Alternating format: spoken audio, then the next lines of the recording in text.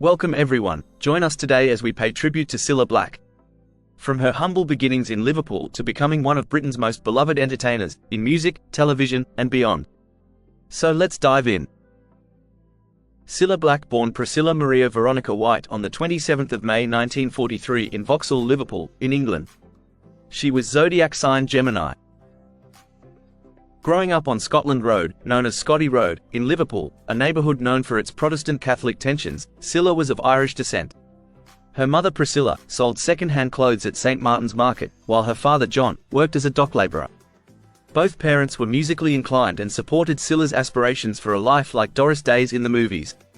Raised in a Roman Catholic household, she attended St. Anthony's School and later Anfield Commercial College, where she acquired office skills. Determined to become an entertainer, Cilla took a part-time job as a cloakroom attendant at Liverpool's Cavern Club, known for its connection to the Beatles. She talked her way onto the stage where she'd wow audiences with her singing. Her spontaneous performances caught the attention of the Beatles and others. Encouraged by Liverpool promoter Sam Leach, Cilla had her first booked gig at the Zodiac Club on Duke Street, performing as Swinging Cilla with backing from the Big Three. She also sang with Mersey beat bands like Rory Storm and the Hurricanes and King Size Taylor and the Dominoes. While working as a waitress at the Zodiac Coffee Lounge, she met her future husband, Bobby Willis. A local music paper, Mersey Beat, mistakenly called her Cilla Black in an article, and she decided to adopt the name. Cilla eventually caught the eye of Brian Epstein, the renowned manager of the Beatles. Introduced to Epstein by John Lennon, she initially auditioned but failed to impress. However, on September 6, 1963, Epstein saw her perform at the Blue Angel Club and immediately signed her as his only female artist. Epstein believed in her potential, seeing Judy Garland qualities in Cilla and aspiring to make her a British icon. His confidence, combined with her talent, convinced legendary producer George Martin to sign her to Parlophone Records. Her debut single, Love of the Loved, written by Lennon and McCartney, was released just 3 weeks after she signed with Epstein. Despite a performance on ABC Weekend TV's Thank Your Lucky Stars, the single only reached number 35 in the UK charts. This was a modest result, especially when compared to the debut successes of Epstein's other major artists, like the Beatles, Jerry and the Pacemakers, and Billy J. Kramer with the Dakotas. Cilla's rise to superstardom came with her second single, Anyone Who Had a Heart, released in early 1964. Epstein discovered the song, written by Hal David and Burt Bacharach, during a trip to the USA, where it was already a hit for Dionne Warwick. Cilla, a fan of the US charts, was familiar with the track and eager to record it. Her powerful rendition became her first #1 hit in February 1964, staying at the top for 3 weeks and selling 800,000 copies in the UK. Cilla's second UK #1 hit, You're My World, was an English adaptation of the Italian song Il Mio Mondo, by composer Umberto Bindi. The song brought her international success, charting in the US, Australia, New Zealand, Europe, South Africa, and Canada. Both this and her previous hit sold over 1 million copies globally, earning her gold discs. Following her 2 #1 hits, Cilla released It's For You, a song written by Lennon and McCartney, as her 4th UK single. With Paul McCartney playing piano during the recording session, the track became another success for her, reaching number 7 on the UK charts and number 39 in Canada. Cilla belonged to a generation of 1960s British female singers, recording songs by top songwriters like Phil Spector and Burt Bacharach, all produced by George Martin at Abbey Road Studios. Her cover of You've Lost That Loving Feeling reached number 2 in the UK, and also recorded several Lennon-McCartney tracks, including The Long and Winding Road, praised by Paul McCartney. Although Cilla had limited success in the US, her version of Alfie in 1966 became a UK hit. By the end of 1966, Cilla had made notable appearances on Peter Cook and Dudley Moore's Not Only But Also, The Eamon Andrews Show, and starred in the West End revue Way Out in Piccadilly alongside Frankie Howerd. She also headlined Cilla at the Savoy, a television special that became one of the most watched music programs of the 1960s. In August 1967, Brian Epstein died from an accidental drug overdose. Before his death, he had helped Cilla transition into television with her own variety show, Cilla on BBC TV, which aired until 1976. This marked a new chapter in her career, as she became a popular TV host and entertainer, with her partner Bobby serving as her manager. The show not only allowed her to perform music but also highlighted her charming personality and ability to connect with the public. Relations between Epstein and Cilla had become strained in the year before his passing, as she felt he wasn't giving her career enough attention, particularly after her singles, A Fool Am I, and What Good Am I, saw limited success. After the modest success of I Only Live to Love You in 1967, Cilla enjoyed a resurgence with hits like Step Inside Love, written by Paul McCartney for her BBC variety show.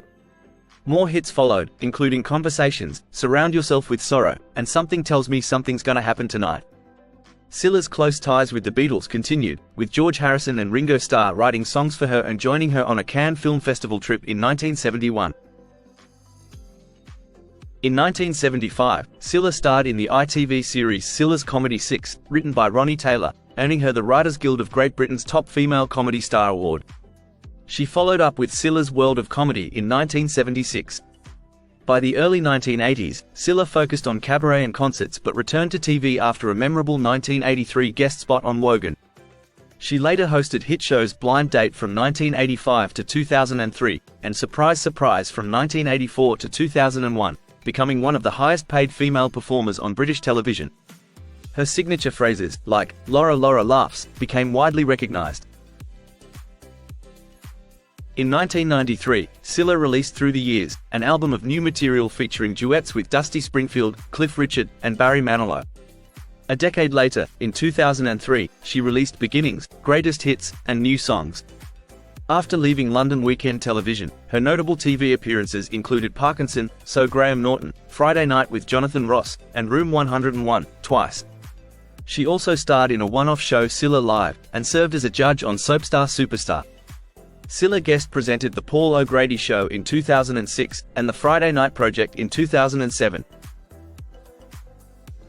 In 2006, Cilla appeared on BBC Wales Coming Home, exploring her Welsh roots in Wrexham and Holywell. She also guest hosted on Loose Women and presented TV's Greatest Endings on Sky One.